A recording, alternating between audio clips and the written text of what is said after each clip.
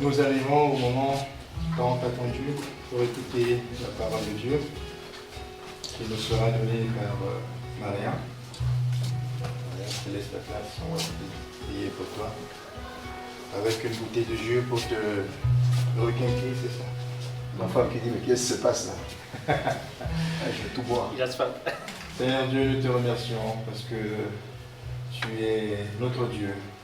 Tu es celui-là pour qui nous sommes venus ce matin pour vénérer. Et tu veux nous parler à travers la rien, alors nous te le confions entre tes mains, afin que tu puisses l'utiliser comme une porte-voix, Seigneur. Alors, Seigneur, fais en sorte que ces instants soient un moment de partage avec toi. Au nom de Jésus, nous t'avons ainsi prié. Amen. Amen. Merci.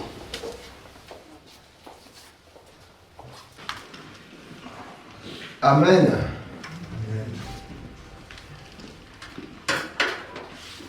Avant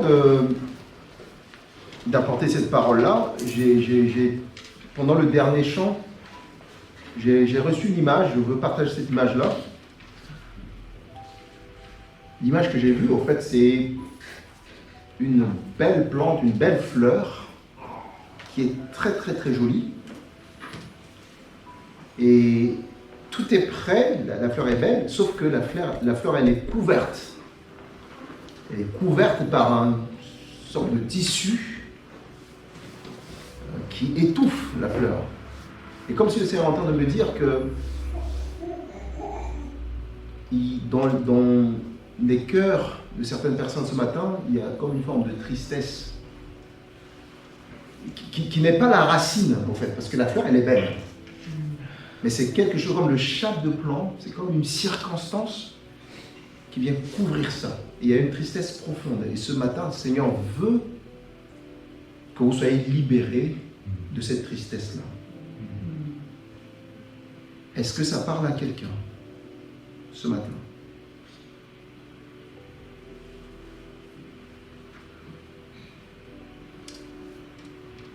Seigneur, merci parce que tu dis, tu nous as donné ta paix, tu nous as donné ta joie, pas comme le monde nous donne. Et je te remercie Seigneur parce que tu prends soin de tes enfants et tu veux vraiment nous donner la paix. Tu veux vraiment nous donner la joie, une joie excellente, qui ne dépende pas Seigneur de nos circonstances de vie, qui ne dépendent pas Seigneur de ce que nous avons ou n'avons pas, qui ne dépendent pas du fait qu'il y a du soleil ou pas, qui ne dépendent pas du fait qu'il fait chaud ou il fait froid, mais qui dépendent Seigneur de ton amour immense, incommensurable. Et Seigneur, ce matin, je te remercie. Merci Seigneur pour cette parole. Seigneur, merci parce que tu veux libérer tes enfants, Seigneur, de la tristesse passagère, de la tristesse éphémère. Et Seigneur, merci parce que tu fais cette œuvre-là ce matin dans nos cœurs, dans nos vies. Au nom de Jésus. Amen. Amen. Est-ce qu'on peut regarder juste le voisin? Pas parler, parce que souvent on dit, dis à ton voisin ceci, non. Et elle a commencé, je n'ai même pas dit. C'est exactement ce que je voulais qu'on puisse faire. Tu regardes le voisin, tu souris. Tu as fait Simona, super, sois béni. Regarde juste ton voisin et tu souris. Tu dis rien, tu souris juste. Quand je dis souvent regarder le voisin, les gens ne se regardent pas. Regardez mon voisin et souriez. Tout simplement. Amen. La joie du Seigneur. Ce matin, on va écouter la parole de Dieu, mais je bénis Dieu parce que, en fait, tout le culte, le Seigneur a rendu tout le culte, tout ce qui a été dit dans les prières. Alors, je suis venu noter des trucs tout à l'heure. Tout à l'heure, je ne sais pas si c'est Priscille qui priait, il parlait de la parole, le commencement était la parole était Dieu, la parole était Dieu. Puis j'ai entendu aussi, dans une prière, quelqu'un parlait de la vérité. Puis je pense que c'est Simon qui a parlé de la sagesse tout à l'heure. Et puis Paul qui a dit que mon âme loue le Seigneur, que mon âme ne me pousse pas à parler mal de quelqu'un. C'est-à-dire que je ne dois pas être prisonnier de mon âme. Amen. Donc je ne dois pas être esclave de mon âme. Et puis Maurice a apporté le verset qui dit « Qui montera la montagne de l'Éternel, qui arrivera jusqu'à son saint lieu, ceux qui ont les mains innocentes et le cœur pur. » C'est vraiment ma méditation ce matin. Et je bénis Dieu pour ça, pour tout ce que le Seigneur fait vraiment au milieu de l'Église. C'est dans son Église, ça montre que l'Esprit de Dieu travaille. L'Esprit de Dieu travaille. Et je voulais vraiment bénir Dieu pour la parole que Rémi nous a donnée juste au début. En fait, c'est la prédication de jeudi soir à Gagnères, donnée par Chris. C'est exactement la prédication de Chris sur les finances. De dire que tout ce que nous avons, ça ne nous appartient pas. Parfois, on couche sur nos finances, on pense que c'est à nous. Le geste de Christ, c'est comme ça. On les garde pour nous, mais ce n'est pas à nous. On a l'habitude de dire nos maisons, mais ce n'est pas à nous non plus. Nos voitures, ce ne sont pas à nous non plus. Même la poussette là, ce n'est pas à ta fille. Amen. Nos corps ne nous appartiennent pas. Nos épouses ne nous appartiennent pas. Nos maris ne nous appartiennent pas. Parce que toutes ces choses finissent un jour. J'ai rarement vu des couples qui meurent le même jour, sauf cas d'accident. C'est ce que je ne souhaite pas. Mais il y a toujours un qui part avant l'autre. Il y a un de mes oncles où il est parti la veille et sa femme l'a suivi le lendemain.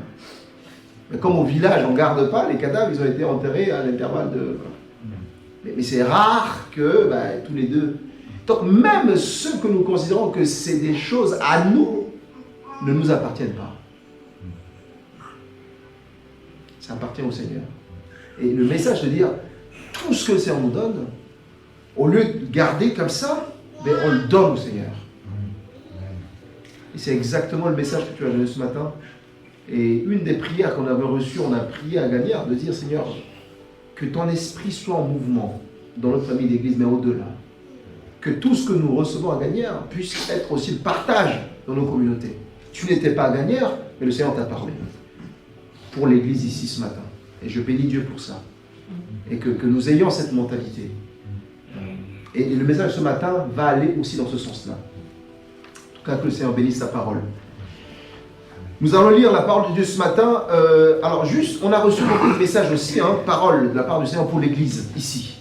Des paroles qui encouragent, vraiment, qui encouragent que bientôt la rentrée, dans la famille d'église, mais aussi pour chaque église, il va y avoir un mouvement, une foule qui va arriver. Et la question, c'est d'être prêt. Pas dans la qualification, mais prêt par rapport à notre cœur.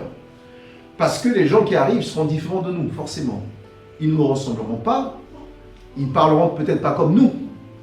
Mais la question, est-ce qu'on sera prêt à les accueillir, à bras ouverts comme Christ les accueille, ou bien on sera là à mettre des étiquettes sur eux. Donc c'est la grande question, et que chaque personne, chacun de nous doit vraiment prier pour ça, pour dire Seigneur, je ne suis pas capable, mais donne-moi être prêt, avoir un cœur prêt, pour pouvoir recevoir celui que tu enverras ici. Amen. On va lire la parole de Dieu dans Jean chapitre 8, au verset 18 à 37. Le chapitre 8, dans le contexte de la femme adultère que les gens amenaient à Jésus, qui voulaient lapider, et que Jésus, à un moment donné, ils ont amené, ils étaient furieux avec leurs cailloux, ils étaient prêts, tout chaud, tout flamme, tout feu, tout flamme, pour lapider cette jeune dame. Et ils ont demandé à Jésus, au fait, ils voulaient piéger Jésus. Il dit, Jésus, Moïse a dit, Jean chapitre 8,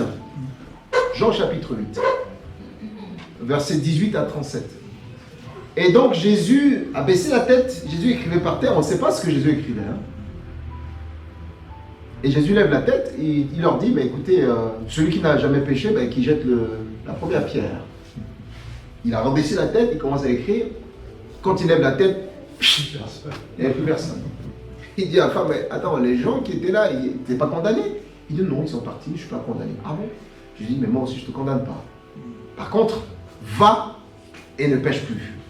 Amen. Donc c'est dans ce contexte-là qu'on va prolonger, donc à partir de verset 17, où il est écrit dans votre loi que le témoignage de deux hommes est vrai.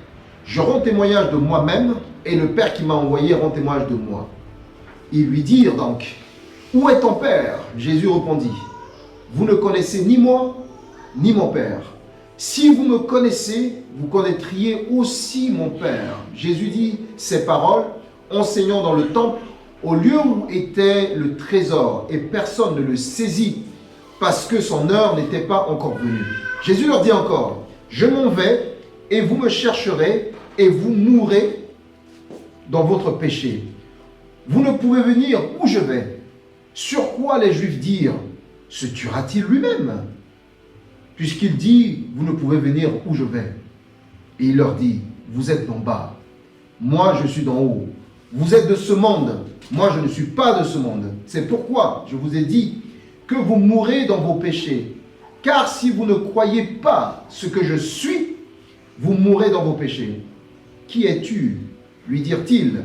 Jésus leur répondit, ce que je vous dis dès le commencement, j'ai beaucoup de choses à dire de vous et à juger en vous. Mais celui qui m'a envoyé est vrai. Et ce que j'ai entendu de lui, je le dis au monde. Ils ne comprirent point qu'il leur parlait du Père. Jésus leur dit donc, quand vous aurez élevé le Fils de l'homme, alors vous connaîtriez ce que je suis, et que je ne fais rien de moi-même, mais que je parle selon ce que le Père m'a enseigné. Celui qui m'a envoyé est avec moi.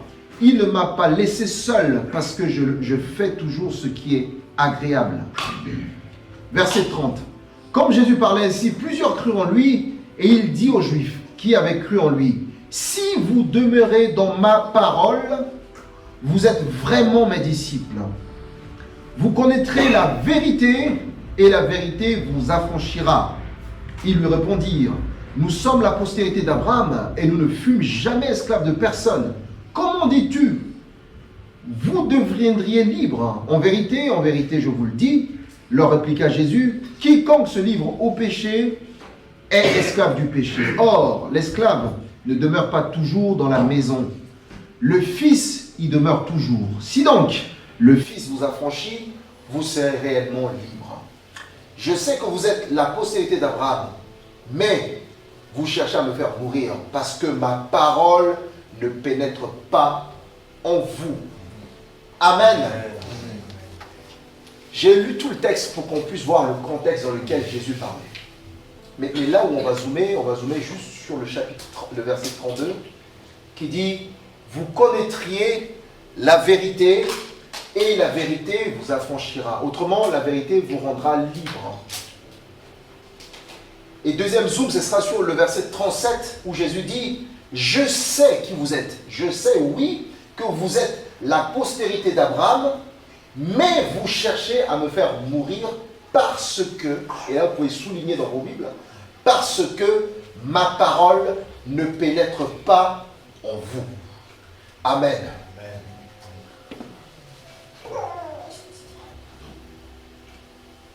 Nous vivons aujourd'hui dans un monde hyper digitalisé, numérique. Du people à Slim People, on peut communiquer aux États-Unis à partir d'ici, on peut communiquer au Gabon, au Sénégal, à l'instant, quelqu'un pose quelque chose, on est au courant. On vit dans un monde où plusieurs personnes, nous y compris, on sait beaucoup de choses. Et même les enfants, on sait trop même d'ailleurs. On sait trop, sans forcément avoir parfois une vraie connaissance de ces choses, en termes, d'expérience, de vécu et même de la profondeur. Le texte dit, vous connaîtriez la vérité et la vérité vous rendra libre. On n'a pas dit vous serez informé de la vérité. Vous connaîtriez la vérité et la vérité vous rendra libre. Alors, en grec, le ginosko, qui désigne le verbe connaître, a plusieurs définitions dans la Bible. Il y a 2 semaines, Franck nous a parlé aussi de l'aïdiome que les Juifs utilisent. Et aujourd'hui, cet idiome-là est utilisé même dans notre langage courant, la notion de connaître. Mais on va y revenir. Il y a plusieurs définitions, en tout cas dans le Nouveau Testament, on peut rencontrer cette notion de connaître plus de 208 fois à peu près. Par là. Il peut désigner d'abord la compréhension qu'un humain a de l'expérience pour un de ses sens, c'est-à-dire sentir, avec ceux dont il s'entoure. Ça, c'est le premier niveau, en tout cas, de la notion de connaître.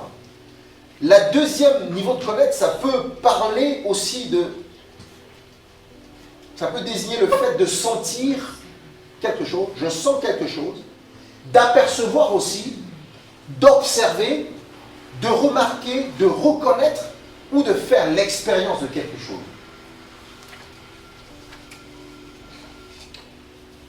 Le troisième niveau, en tout cas, de connaître, c'est lorsque ce verbe est utilisé par rapport à quelqu'un, là on va s'orienter plutôt vers une connotation insolite.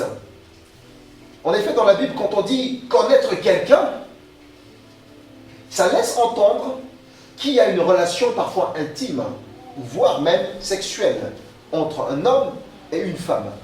Mais parfois ça va loin. Quand on va par exemple Genèse chapitre 4, verset 1, on dit Adam connut sa femme Ève, elle tombe enceinte et elle accouche Caïn.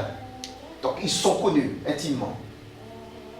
Dans Genèse chapitre 19, verset 5 aussi, on parle de la triste histoire de la destruction de Sodome et Gomorrhe, lorsque Dieu a envoyé des messagers des anges pour détruire Sodome et Gomorrhe, alors qu'ils étaient logés chez Lot, il y avait une bande d'hommes qui sont venus dire à Lot, où sont les hommes qui sont arrivés chez toi hier? Fais-les sortir pour qu'on puisse les connaître. Ah, c'est pas simplement faire connaissance pour dire bonjour, comment t'appelles-tu, tu viens d'où? Non, non, non. C'est pour les connaître intimement. Dans une relation, en tout cas, homosexuelle.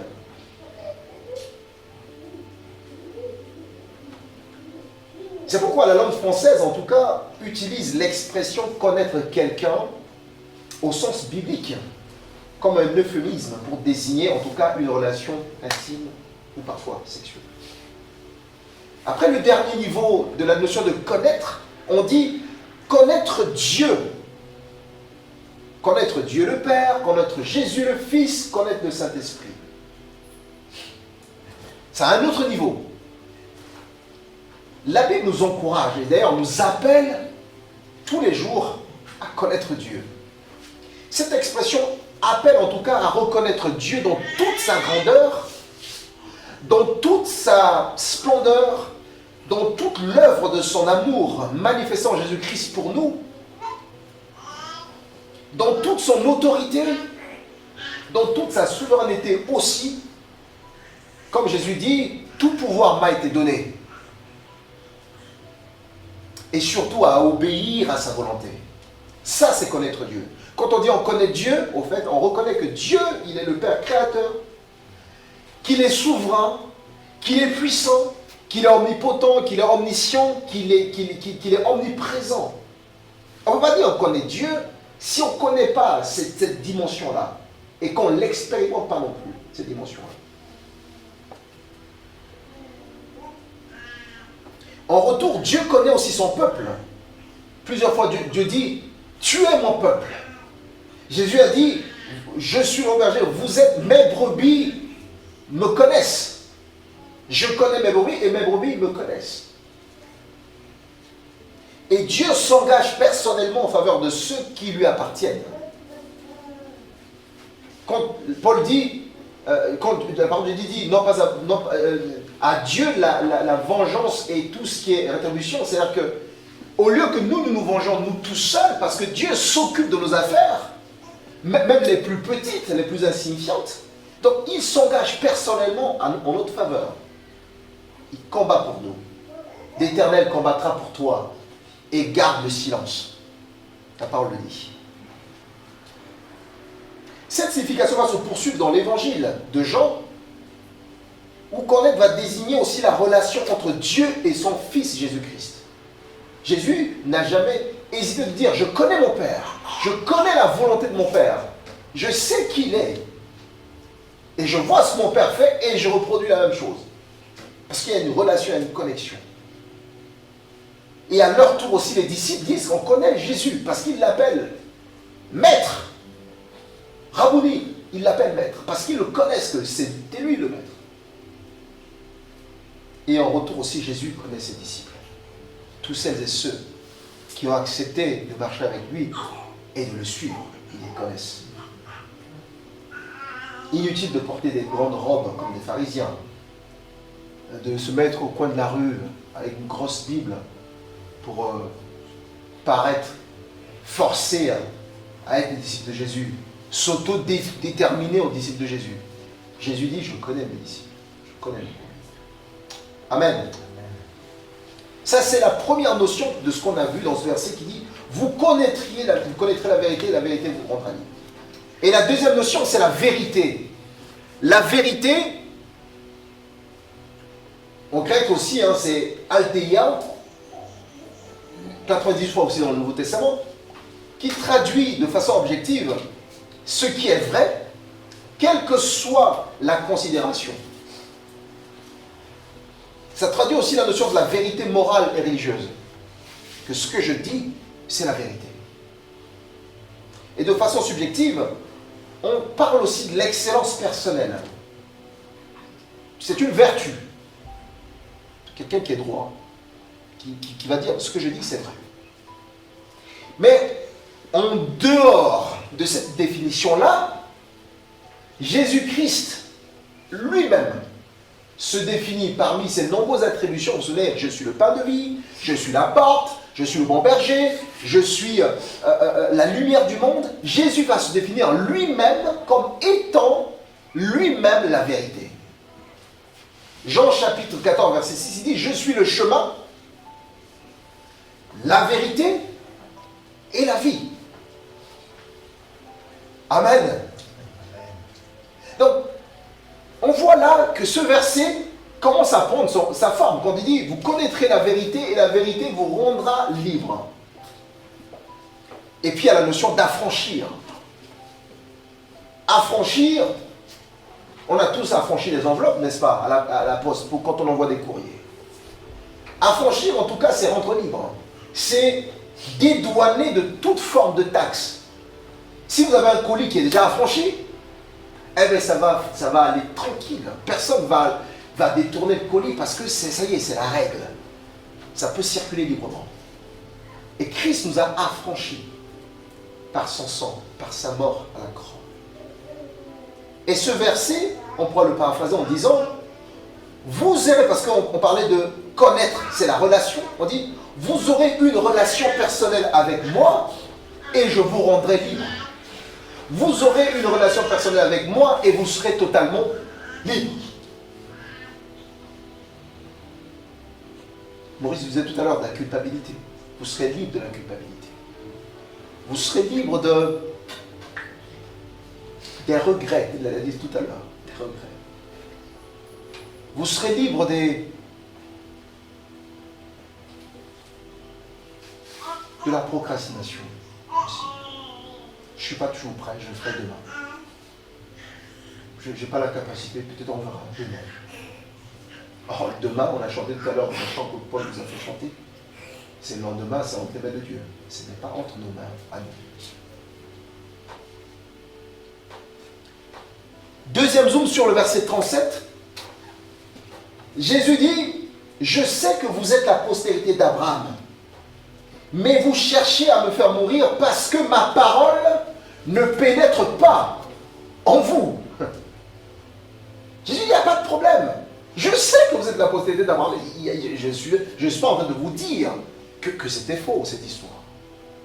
Mais le problème, c'est que ce qui devait vous transformer pour que vous puissiez être réellement les fils d'Abraham vus de Dieu, vous le mettez de côté.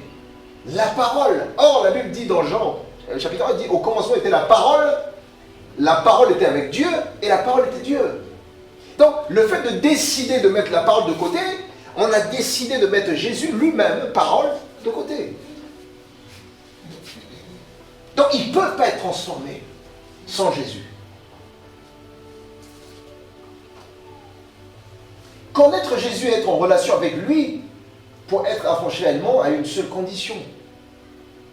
Laisser sa parole pénétrer en nous, pour que cette parole nous transforme tous les jours. Amen. Et j'arrive à ma bouteille de jus. que tout le monde avait cru que j'avais tellement soif que je voulais boire. Non. Vous voyez, cette bouteille de jus, il y a beaucoup de choses écrites dessus. Vous êtes d'accord? Quand je lis, je ne fais pas la pub, hein. Quand je lis, c'est Tropicana, 100% orange pressé, sans pulpe, 100% jus, colorant, toutes les informations nécessaires, les ingrédients.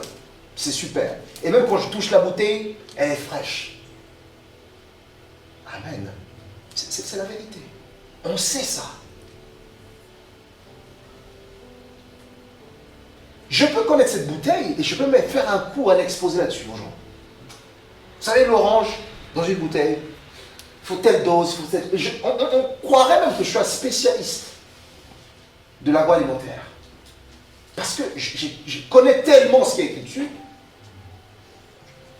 que je peux expliquer aux gens, pas de problème.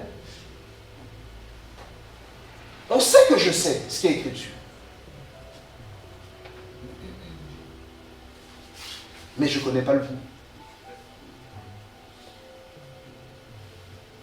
Tant que je n'ouvre pas la bouteille et tant que je ne la boive, j'aurai jamais une expérience de ce qu'est réellement le goût. Ça restera une connaissance comme ça, éphémère. C'est simplement un truc légère, sans expérience.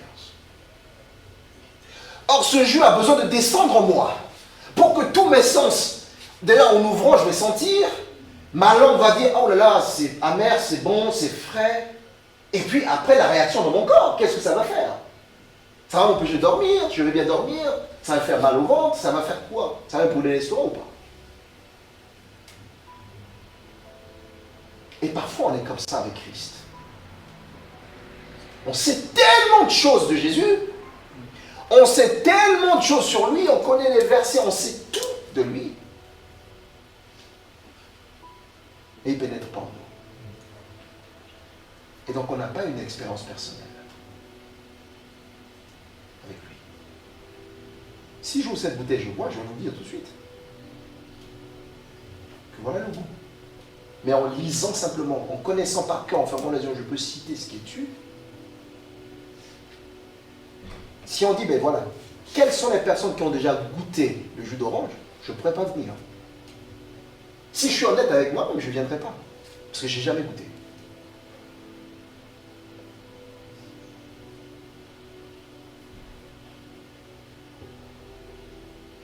Et Jésus dit la même chose aux Juifs.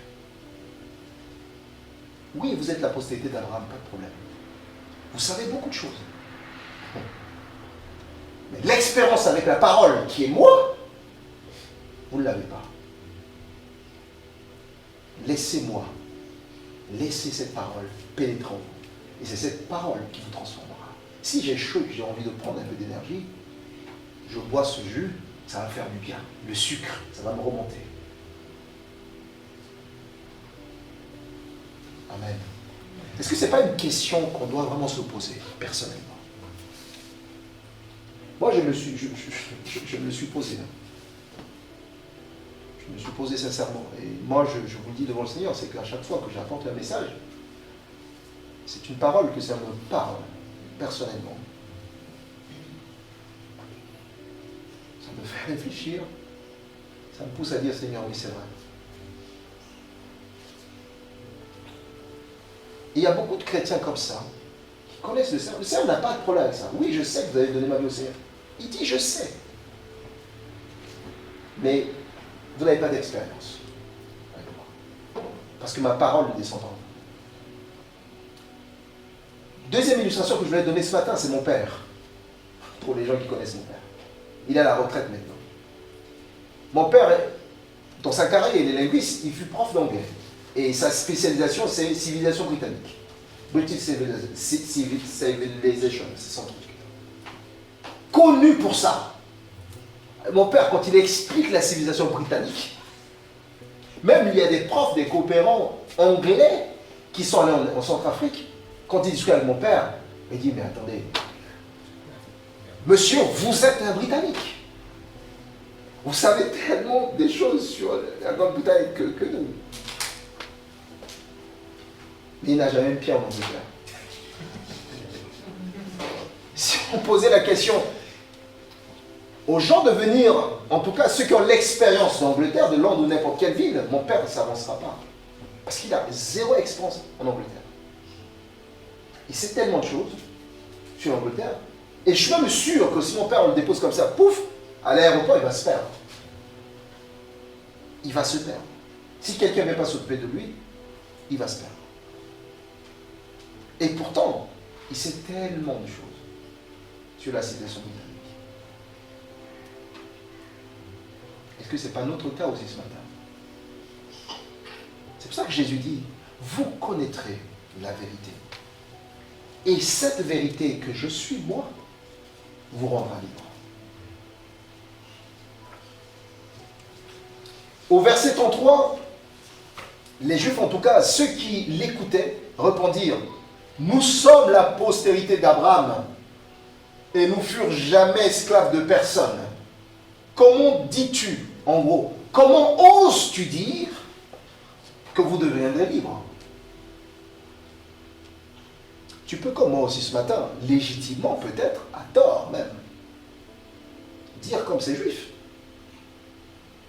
Je sais qui est Jésus. Je le connais. Je sais plein de versets sur lui, qui parlent de lui. J'ai été baptisé. J'ai grandi dans une église. J'ai été formé même, théologie. Je fais plein de choses pour lui.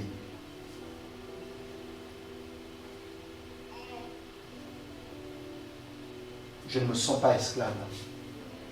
Je suis baptisé, converti, il y a 50 ans, il y a 40 ans. Donc, tout va bien. Est-ce que simplement ce n'est pas une connaissance intellectuelle? Sans réelle relation profonde avec lui.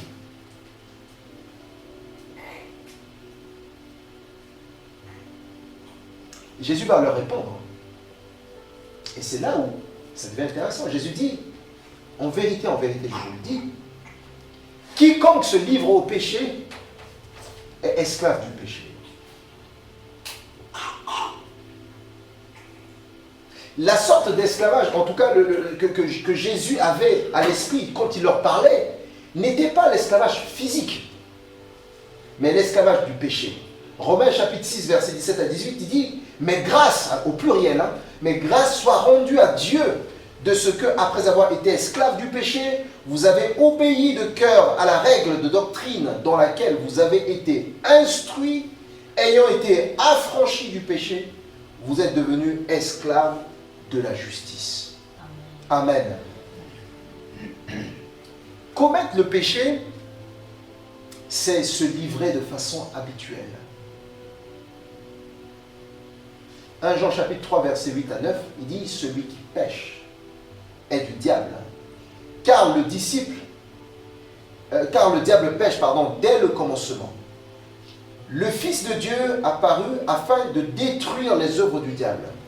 Quiconque est né de Dieu ne pratique pas le péché, parce que la semence de Dieu demeure en lui, et il ne peut pécher parce qu'il est né de Dieu. Amen.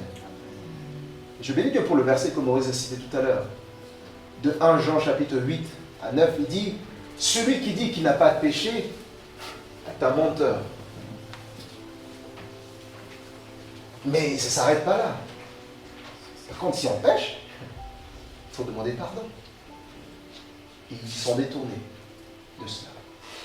Et de ne pas faire en sorte que le péché devienne un sport. Comme chaque matin je dois faire 10 pompes, donc chaque matin je dois pécher, chaque soir je dois pécher, ça devient une pratique. Mais lorsqu'on se rend compte qu'on a loupé notre cible dans la journée, qu'on a loupé notre cible même dans la conversation avec un frère, on se rend compte qu'on a été très loin dans des choses. Il ne faut pas attendre le soir pour le faire, parce que Dieu est là avec nous. Il faut tout de suite dire, Seigneur, pardonne-moi. J'ai été très loin, j'ai dit des choses, j'ai blessé. Je te demande pardon pour ça.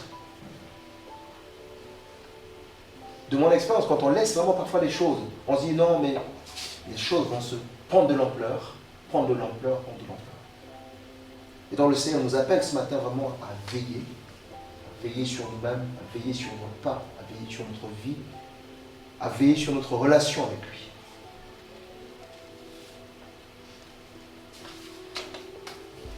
l'esclavage, en tout cas, le plus grave selon Christ, n'est pas l'esclavage économique ou politique, quoique c'est quand même dur, mais c'est pas ça dont Jésus parlait. Ce que Jésus parlait, c'est celui qui nous livre spirituellement au péché et à la rébellion contre Dieu. Et c'est ça qui touche le cœur de Dieu. Parce que ces genres d'esclavage nous poussent à la rébellion contre Dieu, nous poussent à défier la parole de Dieu, nous poussent à défier la bonté de Dieu. Et parfois à abuser même de la bonté de Dieu et de la grâce de Dieu. Ceci explique aussi pourquoi Jésus, lui, ne voulait pas se laisser réduire à un simple messie politique. Parce que ça, c'était l'intention des Juifs. Jean chapitre 6, versets 14 à 15. On dit, ces gens ayant vu les miracles que Jésus avait faits, disaient, celui-ci est vraiment le prophète qui doit venir dans le monde. Et comme Jésus, sachant ce qu'il pensait, qu'il allait venir l'enlever pour le faire roi, il dit, mais attendez, c'est pas possible. Il se retira de nouveau sur la montagne, lui seul. Jésus ne voulait pas résumer, se résumer en un messie politique. De se dire, ça y est, voilà, le peuple est avec moi, tout le monde est prêt, allez, venez, je suis votre roi. Jésus dit, non, non, ma mission est plus grande que ça. Moi, je suis venu vraiment libérer les gens, vraiment de l'esclavage, qui est l'esclavage du péché, qui brise, qui pousse les gens à être rebelles vis-à-vis de Dieu, de leur Père créateur. Jacques chapitre 3, verset 2 nous dit que nous branchons tous de plusieurs manières. Autrement, nous péchons tous de plusieurs manières. Si quelqu'un ne branche pas en parole, c'est un homme parfait. Une femme parfaite. Capable de tenir tout son corps en bride. Si quelqu'un ne branche pas en parole, si quelqu'un ne pêche pas en parole, c'est-à-dire que c'est quelqu'un de parfait. Excellentissime. C'est high level. Plat.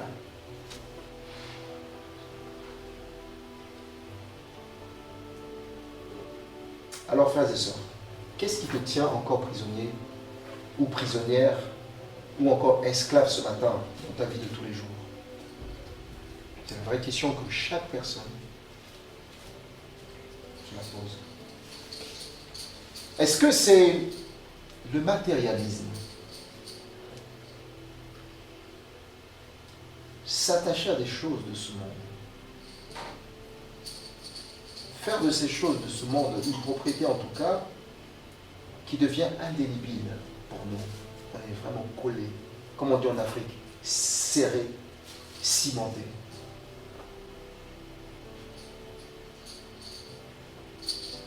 Et finalement, le Seigneur ne devient plus la priorité.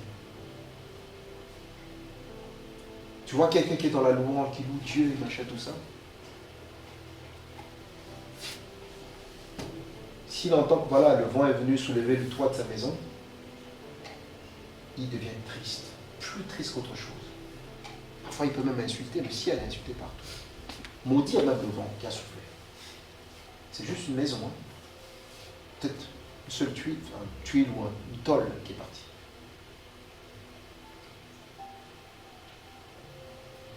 C'est pas mauvais ces choses-là, le Seigneur nous donne, gloire à lui. Mais est-ce qu'on est plus attaché à ça qu'à lui? Maurice a dit tout à l'heure, les mains innocentes, le cœur pur et les idoles. C'est les trois trucs qu'il a dit. Parfois le matérialisme devient de l'idolâtrie dans notre vie.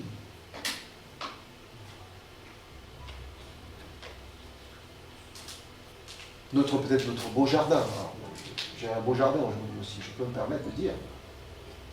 Avec des belles tomates et tout ça. Est-ce que ça, je m'y attache. Si, admettons que là je rentre du culte là et que quelqu'un est parti, il a tout rasé, les tomates par terre, je vais faire quoi? Je vais le maudire toute sa vie, je ne vais plus pardonner, je ne vais plus parler. Ce ne sera pas mon attitude par rapport à ça. Est-ce que c'est le mensonge? Ou c'est la convoitise des yeux, de la chair, encore, ou c'est l'orgueil même. L'orgueil qui nous pousse parfois à dire, non, moi je n'ai pas besoin de recevoir des conseils de qui que ce soit. Je suis suffisant. Est-ce que c'est ça qui nous tient encore esclaves? Parce que notre petite personne, on n'a pas envie vraiment que... Est-ce que c'est l'égoïsme? Dieu nous appelle à la libéralité. Mais on s'étonne que dans la famille de Christ, il y a encore des égoïstes.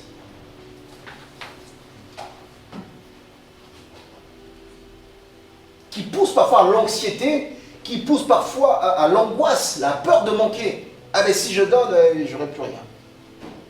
Ah ben du coup, rentrez en paix quoi, chez vous, que le Seigneur vous bénisse. Et quand les gens partent, quand on ferme la porte, ils sont partis, oui, on s'installe, on commence à manger. Quand j'étais jeune, on avait fait un sketch comme ça. Et le titre du sketch c'était Diacre égoïste. Et ça avait fait marrer toute l'église. Il n'a jamais partagé son plat de riz avec personne. Il est toujours là en train de se plaindre. Et quand les gens venaient, sa femme dit, les gens arrivent, ils prenaient tout qu'ils mettaient sous le truc. Quand ils étaient en train de manger, ils mettaient la nourriture sous le... Et puis là, oh là là, ça va, il prenait tout, il faisait vraiment l'air, il s'essuyait la bouche, tranquille. Oh oui, ça va, c'est vraiment difficile à jouer, j'étais au champ, là, oh là là, mais c'est difficile. Ah, mais c'est dur à la fin. Il dit, mais j'ai faim. Il dit, ah, mais là, regarde, c'est vraiment désert chez moi. C'est vraiment dur. Et quand son ami se levait pour partir, il s'assurait qu'il est bien parti, fermait la porte et remettait son riz, il terminait son bol tranquille. Et un jour, un de ses amis est venu, et il commençait à faire des explications à la longueur de temps, et puis il expliquait, et puis d'un seul coup, il a vu qu'il y avait un bol de riz caché sur la table. Et il a inventé une histoire, il dit, je suis allé au champ, j'ai défriché, j'ai fait ceci, et il y avait un serpent qui est passé sous ta table, comme le bol de riz. Et il était triste. Elle dit, ah oui, tu l'as vu? Ben oui, on va partager ensemble. Parfois, on se comporte comme ça. Et l'égoïsme nous tient vraiment captifs. Tout pour nous et rien pour les autres.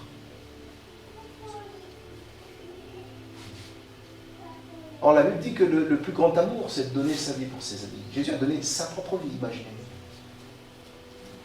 Alors, si on n'est pas prêt aujourd'hui à donner notre vie, commençons de dire le plus grand amour, c'est de donner, partager mon bol de riz avec un ami. De lui laisser mon bol de riz. Est-ce que c'est aussi la cupidité, l'amour de l'argent? On aime tellement l'argent que l'argent, au lieu de rester serviteur, il est devenu maître. Il a pris le pouvoir sur nous.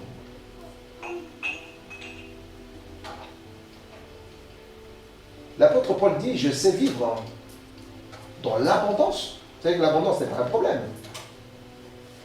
Ceux qui pensent que l'abondance est un problème, c'est vraiment un problème. L'abondance n'est pas un problème. L'apôtre Paul dit, moi je sais vivre dans l'abondance, mais je sais aussi vivre dans la disette. Il n'y a pas de problème avec ça. Ça ne change pas qui Dieu est pour moi. Ou bien c'est aussi la haine, c'est l'amertume contre un collègue, contre un frère, contre une sœur, contre un membre de la famille, une tante, un oncle. Est-ce que c'est ça aussi qui nous tient prisonniers, esclaves encore? Tu as donné ta vie à Jésus. Tu es le fils d'Abraham, d'adoption. Oui, Jésus le sait. Mais sa parole ne pénètre pas encore en toi. Et la parole de ce matin, c'est de dire, laisse la parole du Seigneur descendre en toi. Laisse le Christ influencer ta vie pour que tu sois libre. Parce que tes décisions sont encore influencées par ton statut d'esclave. Et pourtant, Jésus est venu mourir pour que tu sois entièrement libre. Ta mentalité d'esclave influence encore tes décisions. Quand tu veux donner à quelqu'un, parce que tu n'es pas libre dans la libéralité, tu vas commencer à dire, oh là, si on donne... Et pourtant, le Seigneur t'a mis à cœur de le faire. Et tu réfléchis, tu dis, non, ou plus tard. Dieu veut te le rendre vraiment libre ce matin, moi aussi. Et surtout, une fois pour toutes. La question, c'est est-ce que tu acceptes ce matin de déposer à ses pieds tout ce qui te domine, tout ce qui pollue ta pensée, pollue ta vie. La vérité qui est Jésus-Christ, en tout cas, veut te conduire par son esprit vers une repentance ce matin authentique. Dieu ne met pas un chape de plomb sur nos têtes. Il ne nous rend pas coupables de quoi que ce soit. Mais il nous appelle avec amour, avec générosité, de nous repentir. De façon authentique, de façon sincère. Parce qu'il veut que nous soyons libres pour le servir. Il veut que nous soyons libres. Il veut simplement que nous soyons esclaves de la justice, mais pas d'autre chose qui viennent nous polluer, qui viennent nous tenir encore en prison. Joël chapitre 2 verset 12, Dieu a appelé à la repentance le peuple. Et c'est exceptionnel. Je vous invite vraiment à lire le livre de Joël. C'est juste 3 chapitres. Et c'est très intéressant de voir comment Joël décrit. La disette arrive dans le pays, tout est sec, les plantes, tout est sec. Même dans le temple, il n'y avait plus rien à manger. Les sacrificateurs qui devaient aussi se servir sur une partie de sacrifice, ils ne pouvaient pas. Mais Dieu avait demandé par la bouche du prophète Joël de dire que le peuple puisse se repentir. Il a appelé à la repentance le peuple. Et là, c'est extraordinaire comment Joël décrit. Il dit même les enfants qui sont encore à la mamelle doivent venir. Et pour une fois dans l'Ancien Testament, il y a une exception même pour les jeunes mariés. Or, les jeunes mariés, quand ils se marient, ils n'ont pas le droit d'aller à la guerre. Ils doivent d'abord consommer leur mariage avant d'aller à la guerre. Mais là, Joël dit, mettez votre consommation de mariage entre parenthèses, venez d'abord à la repentance et vous le ferez plus tard. C'est une affaire de tout le monde. Et Dieu nous appelle ce matin aussi de pouvoir nous repentir de façon authentique.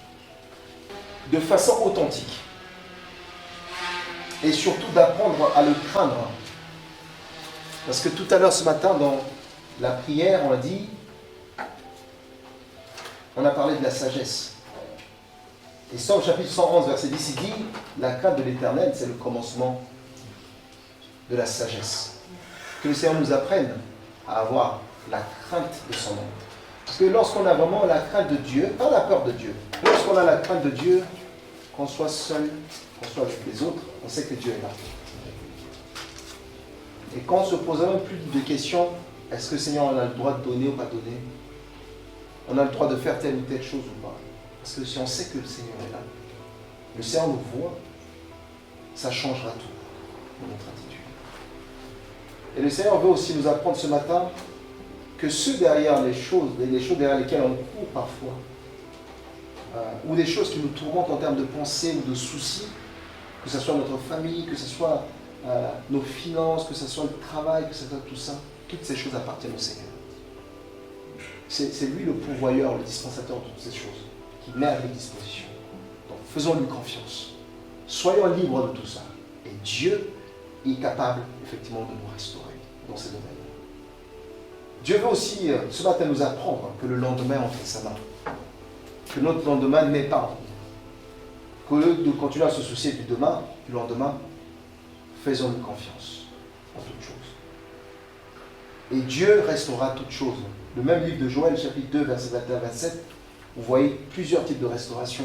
Une fois que le peuple s'est mis devant Dieu, s'est repenti, il y a la première restauration, la restauration que Dieu a faite de façon immédiate, c'est la restauration matérielle.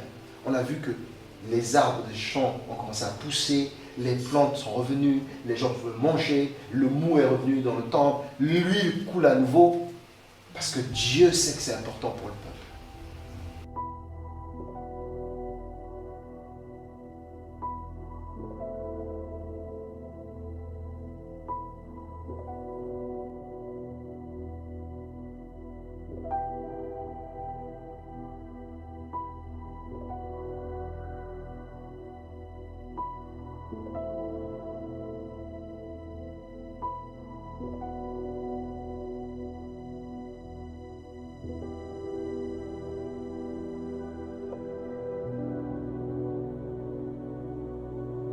Et après, la deuxième restauration, Joël 2, 28 à 32, c'est la restauration spirituelle. Dieu restaure spirituellement. Les choses peut-être que l'ennemi a volées dans nos vies sont spirituelles. Dieu restaure.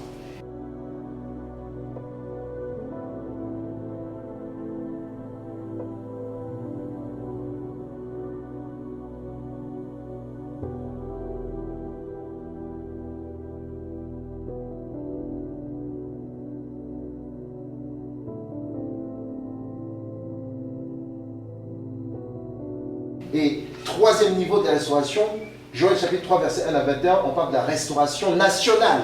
Amen. La restauration nationale, Dieu restaure de façon individuelle et ça impacte notre nation. Et nous croyons qu'une repentance authentique, une liberté dans l'esprit, une liberté en Christ peut produire ces choses-là. Parce que le Seigneur est bon, il est fidèle. Amen.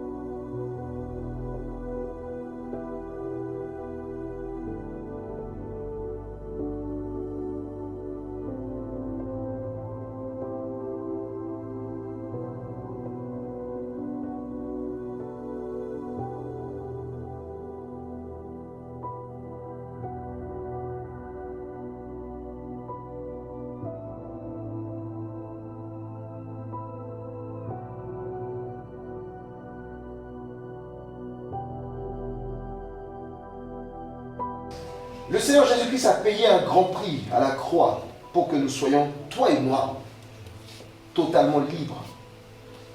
Ne fais pas comme les esclaves à qui on a rendu la liberté mais qui refusent de partir. Il y en a plein comme ça. Vous êtes libres. Voilà. Il fait le tour de la maison, il s'assoit, il ne bouge pas. Dieu nous a rendus libres. Il faut terminer. Alors que les Juifs, en tout cas, ceux qui l'écoutaient, se considéraient comme des fils, en tout cas libres d'Abraham. Ils étaient en réalité esclaves du péché. Le fils authentique, en tout cas dans ce contexte-là, c'est Christ lui-même, qui libère les esclaves du péché, ce que Jésus libère de la tyrannie du péché et de l'esclavage du légalisme, sont vraiment, vraiment libres. Voilà pourquoi l'apôtre Paul dit aux Galates, chapitre 5, verset 1, dit « C'est pour la liberté que Christ vous a affranchis. Demeurez donc fermes et ne vous laissez pas mettre à nouveau sous le joug de la servitude. » La vérité, c'est que ce n'est pas les gens qui nous mettent sous le joug. C'est nous-mêmes qui repartons chercher le joug.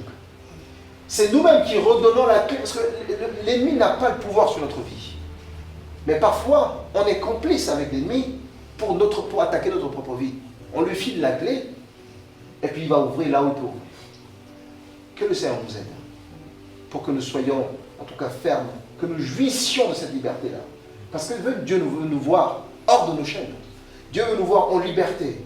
Dieu veut nous voir vraiment en course pour lui.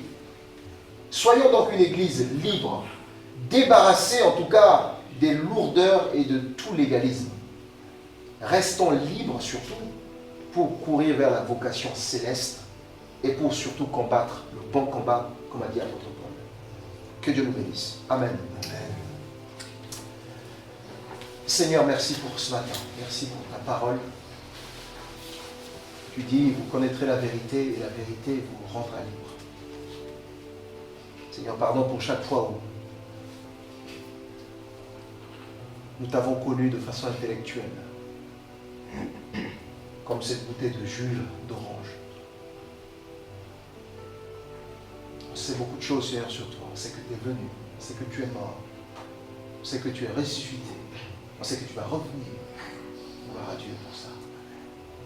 Le problème, Seigneur, c'est que nous ne laissions pas, Seigneur, ces paroles rentrer en nous pour que nous soyons réellement transformés, pour que notre liberté soit effective. Père, je prie, Seigneur, vraiment que tu nous touches encore ce matin. Qu'alors que nous allons rentrer chez nous, Seigneur, que cette parole fasse chemin dans nos cœurs et que nous puissions nous rendre compte, Seigneur, que tu as payé le prix pour que nous soyons totalement libres. Que nous puissions plus, Seigneur, revenir sous la servitude. Aide chacun de nous à nous débarrasser, Seigneur, de toutes choses qui nous tiennent encore captifs. Que ce soit, Seigneur, au niveau de notre âme, de notre pensée, de nos actes au quotidien, de notre cœur, de notre culture, de notre tradition parfois, qui nous tiennent encore esclaves. Père, je prie ce matin, Seigneur, que tu souffles encore à nouveau un vent de libération sur ton peuple. Je prie, Seigneur, que tu nous laves ce matin, que tu nous purifies ce matin, que tu nous sanctifies par ton sang, que tu nous rétablis, que tu nous restaures, Père Céleste, dans notre identité réelle en toi. Je te remercie, Seigneur, pour ta fidélité. Je te remercie, Seigneur, pour ton amour parfait, qui bannit la peur. Que toute la gloire te revienne, Seigneur Jésus. Et merci, Seigneur, pour toutes les paroles que nous avons reçues, Seigneur, pour l'Église. Nous croyons, Seigneur, que tu veilles sur ta parole pour l'accomplir. Donne à chacun de nous, Seigneur, d'être prêt pour recevoir, Seigneur, la moisson que tu prépares. Dans le beau et précieux nom de Jésus-Christ. J'ai ainsi prié. Amen. Amen.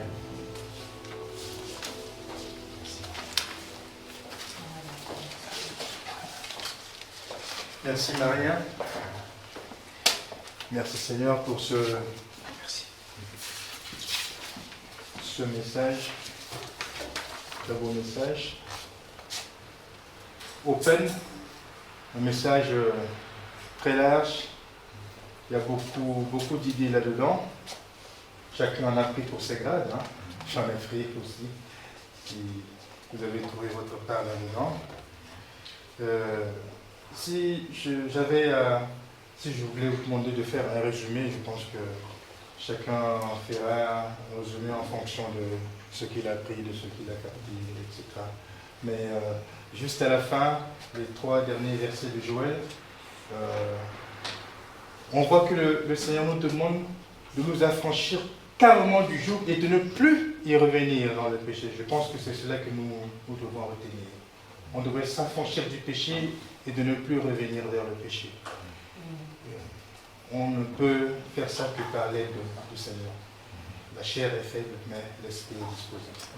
On va demander au Seigneur de nous aider à nous départir de toutes ces choses-là. Il y a beaucoup de tout, il y a l'orgueil, il y a la méchanceté, il y a un peu de tout ce qui nous pèse dessus dans notre vie quotidienne. C'est un peu tout cela qui nous bloque en esclavage. On devrait s'affranchir de tout ça par la grâce de Dieu. On dit Amen au Seigneur. Amen.